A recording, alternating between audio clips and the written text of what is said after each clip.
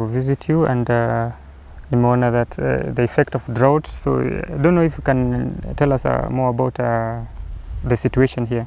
Yeah, the situation is worsening day by day due to unpredictable rain and also the prolonged drought. So the Maa community is grossly suffering due to the persisting drought or the prolonged drought, and the animals are dying in a very large number and frequently. We are not lacking water, but we are lacking grass, and that's why the animals are dying. And drought is a natural disaster that is enhanced by a serious destroying and damaging of the ozone layer. So if the ozone layer is seriously damaged, there's no way that the rain can be predictable and reliable. So we don't have enough pastures to maintain our animals. We don't have, and also as a result of the shrinking space and exploding number of animals and the population, the animals are lacking sufficient fields of grass availability for their survival. You as an individual, yeah. How does this drought affected you?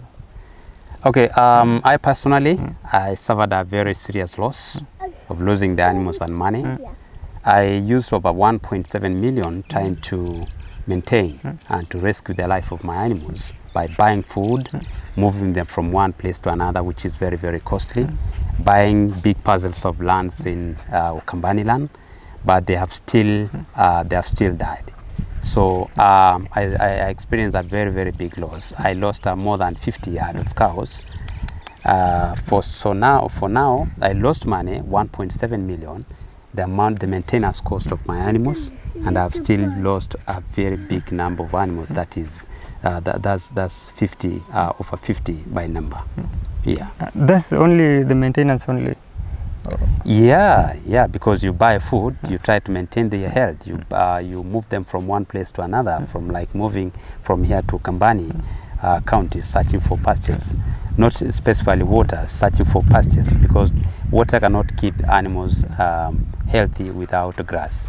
So grass will only will maintain the health of the animals, but water will still also will still just help partially for keeping the bodies cool and all. So you have told me that you have taken your cows to Kambani. The way I understand, like, I don't know whether it's true, maybe my people of Ukambani will enlighten me, that Ukambani there's a shortage of water. And like here, we have plenty of water compared to Kambani.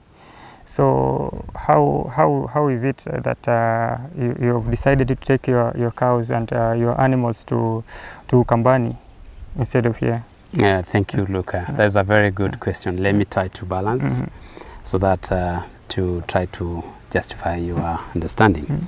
So Ukambani land, I moved my animals last year to Ukambani land in April.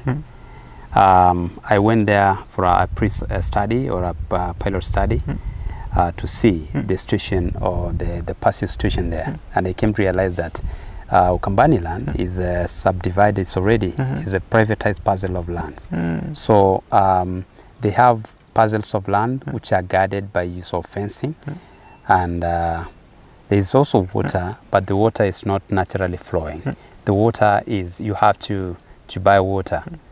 You buy grass, you buy water. So the reason why we moved from here is that we have water here, but we don't have grass. So I decided to accommodate the cost of grass and the cost of water. Yeah. Now I get it. Maybe somebody, maybe our viewers, maybe will ask himself or herself that because we have a plenty of land and water, why we can't grow our own grass? Okay, fine. You might. That's a very good idea, but in the past, the Masaai land was not. It was still a communal owned land. So, but for now, because the land here has been already subdivided, you can do it as your own private project. For growing grass, in your own parcel of land, then you feed your animals. But for now, you can. In the past, you cannot do that because you'll be growing grass in the communal owned land. Now I understand. Thank you for enlightening me. I understand now, because those are some of the questions that were running in my mind. Another case is like when I walk around the town, I see people from another county bringing grass, the hay grass here. So why couldn't buy that and feed your animals instead of letting them dying? No, we are doing that, but I've already revealed to you the reason, the secret behind the type of grass, artificial grass we are buying. The artificial grass we are buying, they are there in plenty, but they are causing a lot of sudden death to our animals because of some kind of human quality interference. They cut the grass when they are still premature, then they do what we call fumigation, or preservation of grass for drying, for quick drying, so because of the demand in the market. So what they do that, once they do that kind of preservation, applying of preservation, those preservation agents which are being applied to those bundles of grass, they tend to be toxic to our animals, and that's what enhance the sudden death of our animals, because they are not used to that. Our animals, they are used to natural grass without any kind of chemicalization. Now I get it. I get it. The toxification or by the sellers or by the businessmen and women who are selling and taking advantage of our desperation to sell to us what we don't trust the quality, because we don't have time to verify the quality of the type of grass we are receiving from the businesswomen and businessmen. So they are taking advantage of that assumption and the current desperation of the community of trying to rescue the life of the animals. So the other cause, the other core cause of the animal death, despite a prolonged drought, the preservation agents applied to the hay that they are selling to us, they are turning to be toxic to our animals, because our animals are not conversant, or they are not used to those preserved or treated grass for quick drying to run to the market. It's an immediate and a solution-based mechanism is the growing of grass. If you have a private parcel of land, you can grow grass, and you keep a manageable number of animals, rather than keeping a larger number of animals that lack water, that lack grass. And also the space. The space is very important. You might have a big number of animals, but the space is very limited. And if you have a space, you try to balance. You do a very equal calculation between the number of animals and the size of the space you have, because the animals increase on a daily basis, reproduction, but the space does not increase at all. So if the space is not increasing, so it means there is a very serious expected problem if we don't try to maintain the number of animals that can be accommodated by the available space. The population explosion of the animals is there, but the expansion of the space or increasing of the space, there's no. Let's talk about the suffering that we have suffered this drought, due to the drought. So can you tell us how the suffering? Yeah, there are a lot of suffering of different degrees, because even people, if you don't have animals, and those are the key backbone of our economy, it means that we don't have to maintain the standard of life that we are used to. So if you don't have a good number of animals, that means you have lost your wealth status. Because if you have more than 100 or less than 100 and you lost 80, you remain with 20. So sure. your poverty stability has gained ground, because you are now poor. You are now more poor than previous time, because you have lost a wealth state, a percentage of 80 cows. We have remained with a minimal wealth status of 20. So even some families are breaking up, because if there's no something that they rely on, like animals to take children to school, they see the life is not bearable, so they have to. There are a lot of domestic-based violence due to due to difficulties they are passing through in their homes. Yeah. And also they cause a lot of depression, because when you see a bigger number of animals are dying, you question yourself, why are they dying while I'm doing a lot of every effort to maintain them alive? Yeah. So we need a lot of counseling. We need a lot of counseling because of the stress, depression, and also to sometimes it can extend to a stage of confusion. Yeah, yeah. This is another thing that I wanted to ask you about the schooling. In this time of drought, yeah, and we understand that most families here, they are depending on the animals, and we have seen that animals are dying. So how are they surviving in this situation? Yeah, the community is now trying to alternate the ways of lifestyle, because in the past the community was only or specifically relying on animals for survival and also as the economical backbone. But for now, you even saying they're finding some mechanism to survive, because the animals they are relying on previously, they are no longer there. So there's a lot of suffering.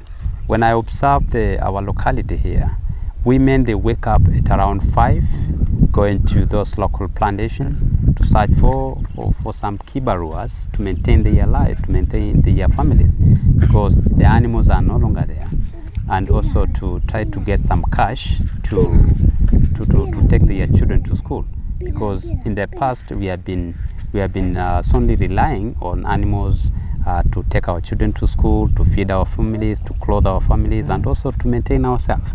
Yeah, but for now it's a very serious crisis. So when you do some kind of a brief survey around here, you find that even there is some children who have not yet reported to school, either in primary school or high school, due to the current drought situation. Yeah. So these are the only remaining cows, or? Yeah, okay.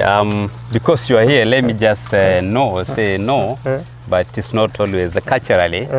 As Maasai, we are not allowed to disclose the number of animals, but because of the situation, it's not on our side. We have to say the reality of the situation. Yeah, sure. Yeah, so these are the weak animals. We have decided to select from.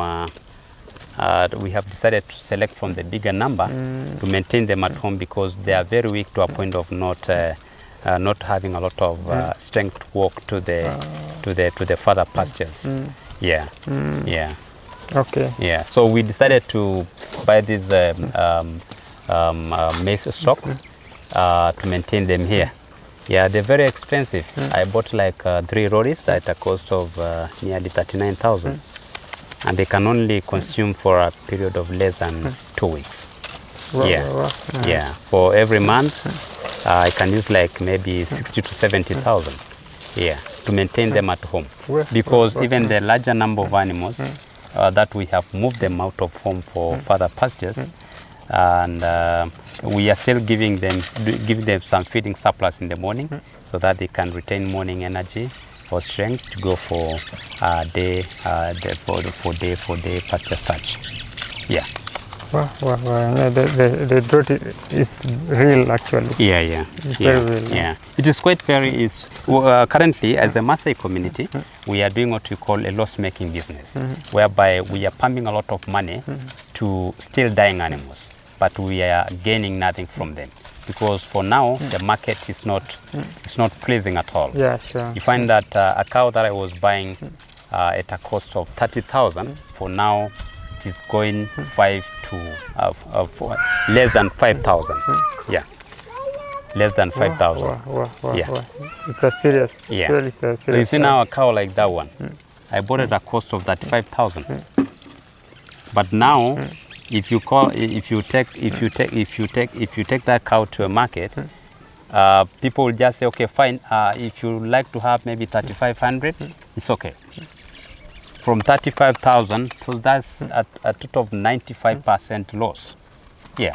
So currently we are doing a loss-making business. We are using a lot of money, try to rescue the animals, try to maintain their health, and also trying to, with a lot of expectation that maybe one day we are going to see our dear dryland green. But for now, the situation is still wounding and serious. Yeah. Yeah. Wow. So as you use a lot of money maintaining still dying animals, it means you are still accommodating and maintaining a very serious poverty stability, because the animals are dying, you are losing money, so you yourself, you are at the middle of losing game. Yeah, you're getting nothing. And if you don't have the money to maintain the cows are dying. Yeah, actually. they die because you are even giving a lot of attention than your children. Yeah, because maybe I pay like maybe 150,000 for my son for the whole year, but they have already used 1.7 million. 1.7 million, and we have already I've still lost more than 50. Yeah. When you say 50 by 50,000 or 60,000, that's 3 million. Yeah. Yeah. Yeah. Yeah. It's a lot. Surely it's a lot. So it's a very serious situation. Yeah.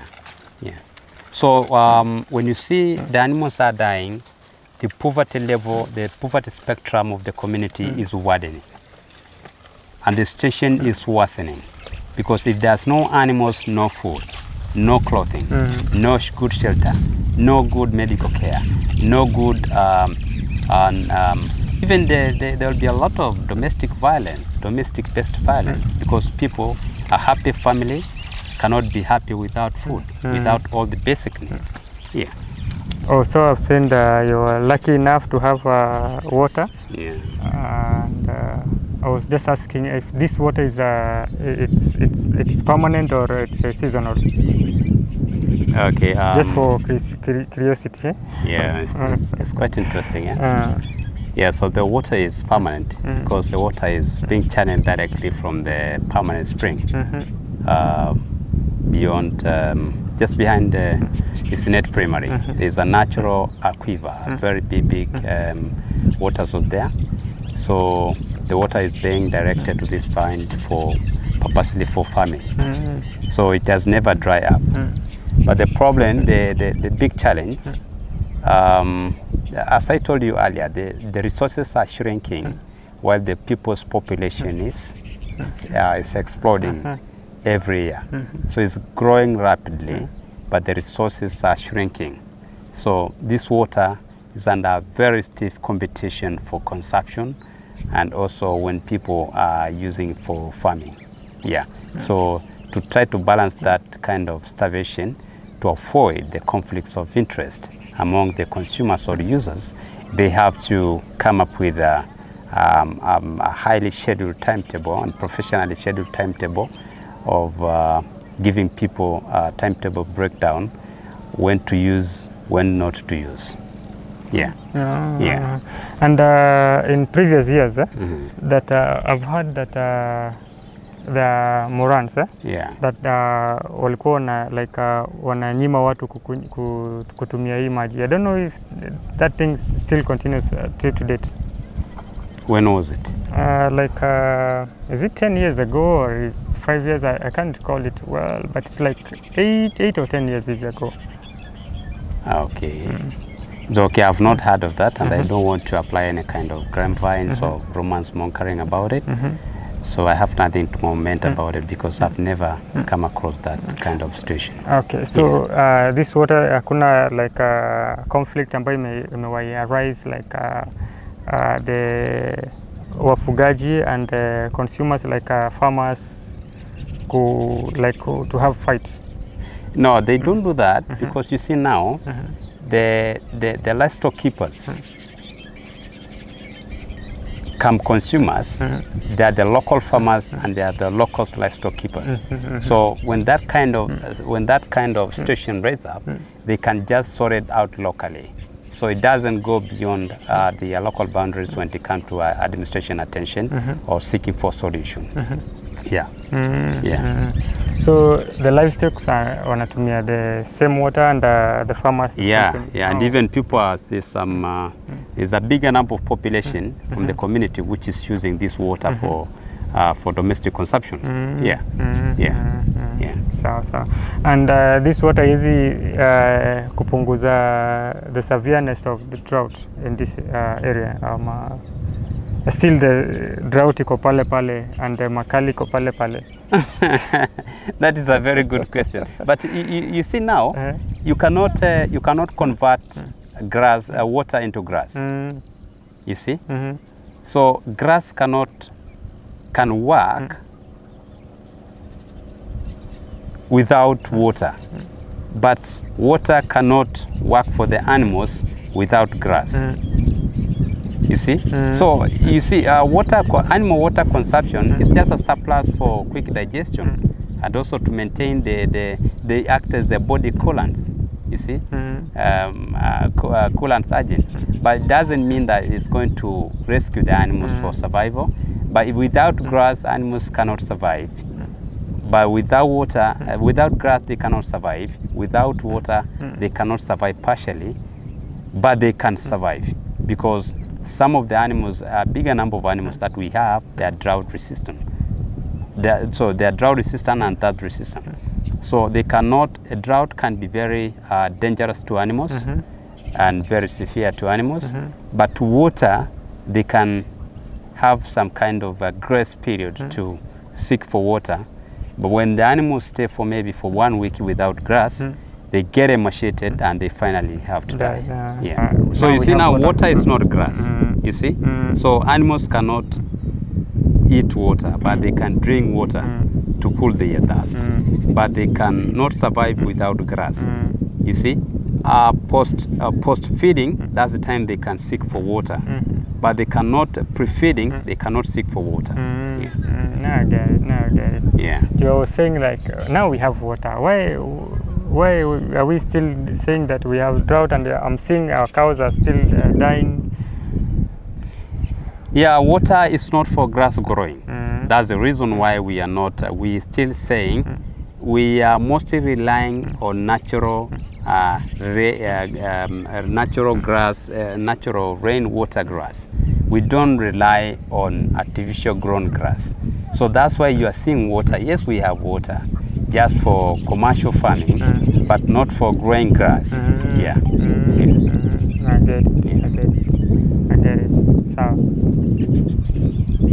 now that tumeona like the severeness of the drought, unaweza kuambia nini the other farmers just for the future, in the case of the future? Okay, I'm among the victim of the situation, and the situation is worsening due to lack of rain and also unpredictable situation. And what I can say for now is that the nature is defending itself, because the human beings, the inhabitants of this planet, they have decided to erode the virginity and the originality of the planet. So we do everything clear. We do a lot of clearing of trees, environmental environmental degradation, deforestation, and keeping a larger number of animals. That is not sufficient for the space. So what I can advise my community, including myself as a member of this community, is try to come up with the strategies and mechanism, or trying to find a way and a future-based solution of keeping a manageable number of animals, which is equivalent to available space and also available amount